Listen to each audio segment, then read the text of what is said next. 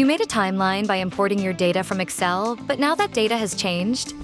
Don't worry, you don't need to redo the entire timeline. You only need to refresh the data, and Office Timeline will automatically update your timeline.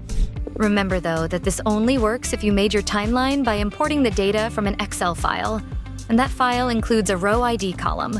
Check out the dedicated article and video in our support center to see how to do that. You can find links to them in this video's description. Now let's say that you have updated your project plan in Excel. First, make sure to save the file. Then switch over to your PowerPoint timeline, open up the Office Timeline ribbon, and click on Refresh Data. A new window will appear, showing you the changes that have been done to your data. You can choose which updates you want to include in your timeline.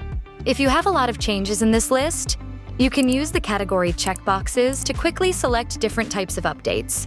Or you can sift through the entire list by using the filter button.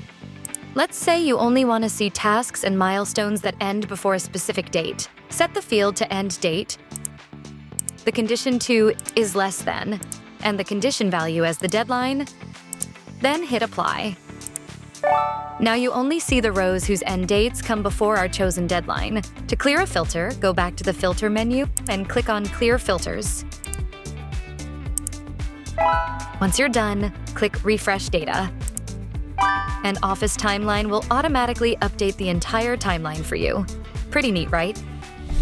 That's it for this video. But if you want to learn more, don't forget to check out the Office Timeline Support Center. Thanks for watching.